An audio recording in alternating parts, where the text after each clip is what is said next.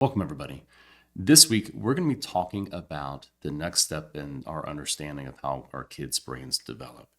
Last week, we talked about stressors and how they impact children during pregnancy. This week, we're going to start talking about our children's brain and emotional development from birth until a period of 2 years. So, there are really just two main points that I want you to take away from today. The first is that it is your genetics and your experiences that build your brain together. This harkens back to the diathesis stress model that we talked about previously in the video about the effects of stress on children while they're in the womb. The second thing that I want you to learn from today is that toxic stress affects your child's brain architecture. Those two things go together. So one, your child's brain is developed by a combination of their genetics and their experiences. And two, toxic stress affects your child's brain architecture. Big takeaways.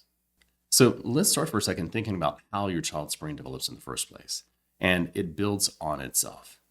That brain structure starts at the back of your child's brain, right? The back of that brain stem, which is the more primitive portion of the brain, and it curls up and over to the front of the brain where the more executive functioning takes place. So it builds on itself.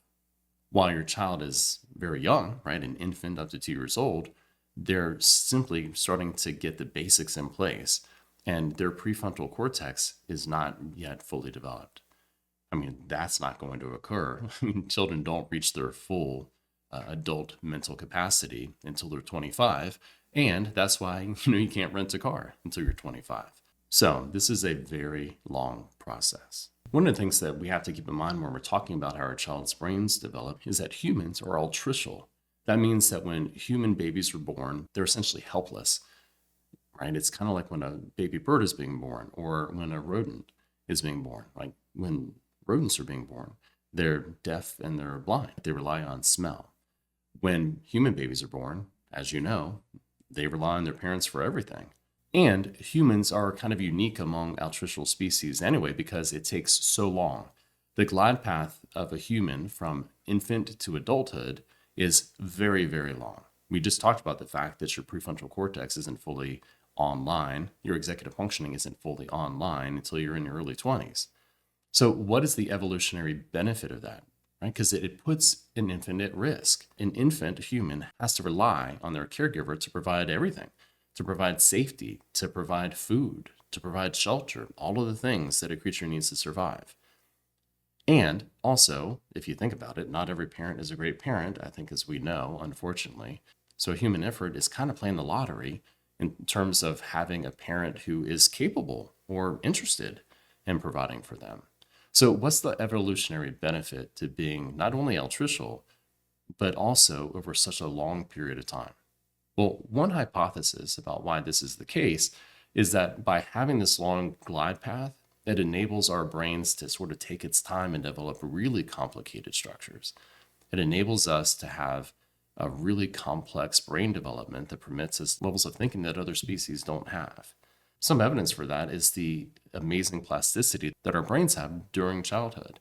Your child's brain is extremely plastic, is moldable, is able to learn, to build new pathways, to prune away unnecessary pathways. And so in the right hands, in the right caregiver's hands, this permits a child to spend a great period of time with a very plastic brain that permits them to learn complicated things, right? To have the ability to have complex emotional regulation, complex intellectual activities. If we put all that together, assuming that there's a good caregiver, then it's an amazing outcome, right? And not to mention the fact that if we're thinking evolutionarily, it's a lot of work for the progenitor as well. For the parent, it's a lot of work to have a child who is altricial, to have a child who depends on you for everything for up to 20 years or so. So the only real reason why that is the case is because the product at the end of that 20-year process is kind of amazing, right? It's the human being fully formed and well-formed, which is fantastic. The downside of that is that all powerful experiences shape our brain's architecture, shapes our emotional regulation, shapes our ability to have social interactions. So if you have powerful negative inputs, that's going to affect your brain architecture negatively. Because our brains develop from the base up, they're not all developing at the same time. Some portions of the brain have rapid bits of growth, while others are kind of maintaining. One way to describe these different times when the brain is either progressing rapidly or is kind of on hold is saying that they have sensitive periods. So, your parts of your brain have different sensitive periods during which they're growing at various rates. And during those sensitive periods, that portion of your brain is especially susceptible to certain stresses, to certain stimuli. Right? It can be a positive stimulus or a negative stimulus, but during these sensitive periods is extremely susceptible to modification based on the environmental stressors that it experiences. So, in terms of the power of the human brain, it's kind of fascinating. We have 22,000 genes in our genome, that all of which are going to be expressed at some point during the development of our brain. Like we talked about when we were talking about the diathesis stress model, if you think about your genome as sort of this sheet music, then the experiences that we have in the environment allow us to make some notes, right? We're going to play this section faster, that section slower, this section louder, that section softer. Those notes on our sheet music is the changes in the expression of those genes. So as our brain develops, the way that the architecture unfolds is being changed by the epigenetic responses to the stressors on the genes in our genome. So as we're thinking about brain development and we're thinking about how our brain reacts as it's growing to the experiences in the environment, our brain, our body is preparing us for the environment in which it thinks we're going to have to exist. That's how the changes are made. That's how the body adapts.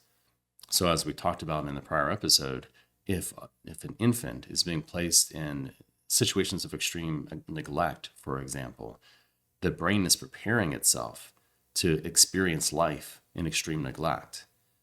That is an allocation of resources that is not necessarily optimal, right? That's not optimal for a child who is going to live in this world, hopefully not in a situation of extreme neglect. It has trade-offs. And that trade-off is going to have some negative implications for a child as they grow and mature. So ultimately, we develop approximately 40% more neural connections than we're going to wind up having when we're adults. Because what happens is the neural connections that we don't need are pruned. When we aren't using neural connections, the brain says, well, this is not an efficient allocation of resources, and it gets rid of those pathways. Instead, it takes the available resources and it strengthens and speeds up the neural pathways that are used the most. It's kind of a use it or lose it situation. And this is what that use it or lose it situation kind of looks like. You've got billions of brain cells. Those are the brain cells called neurons, and they send electrical signals that communicate with each other.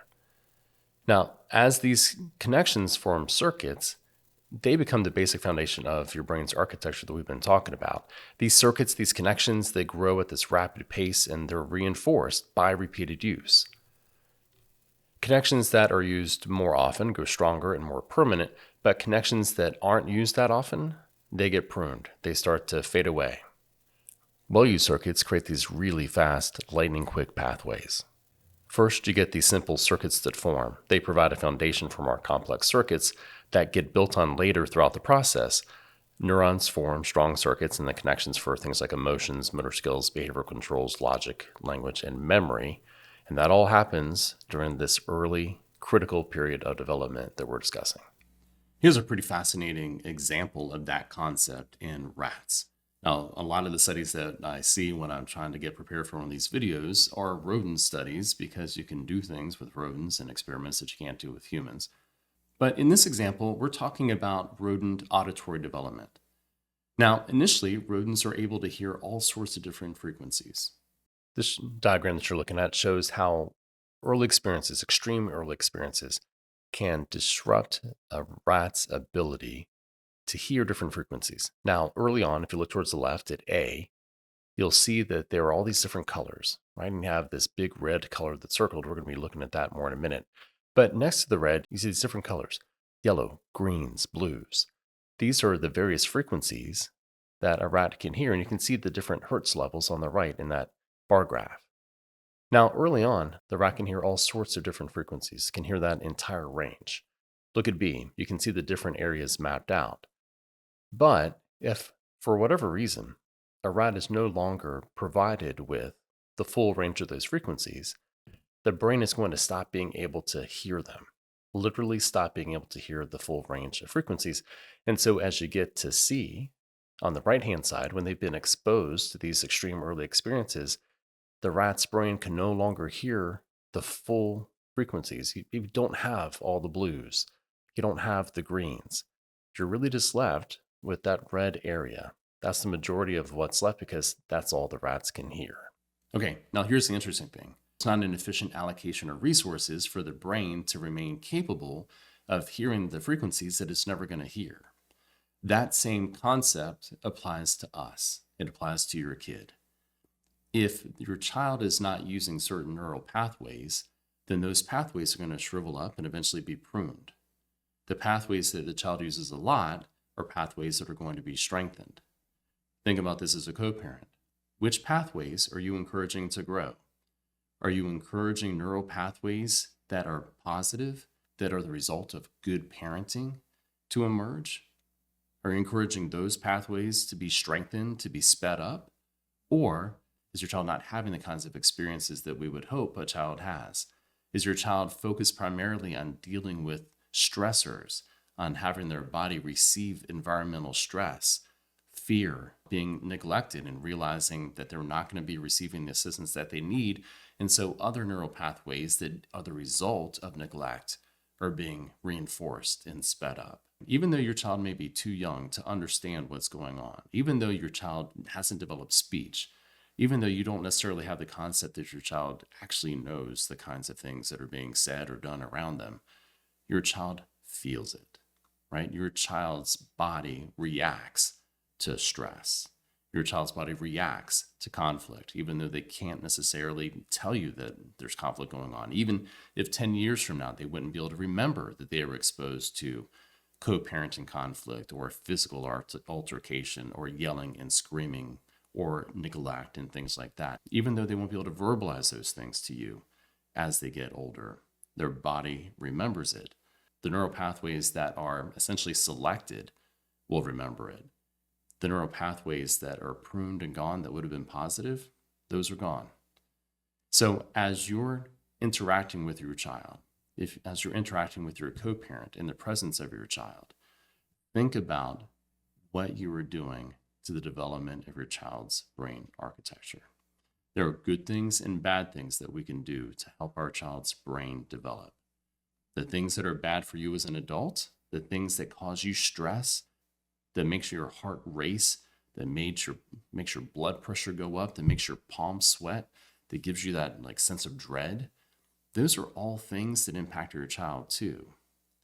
Just because they're too young to tell you that they're feeling it doesn't mean their body doesn't feel it. So I'm going to get more into some details of this and some studies that I think are quite fascinating as we get into further podcast episodes. In upcoming episodes, we're going to talk about the positive things that you can do that can have good results on your child's brain development. We're also going to talk about things that are negative for your child's brain development. In the meantime, I hope everybody has a great week, and I'll talk to you all soon. Thanks.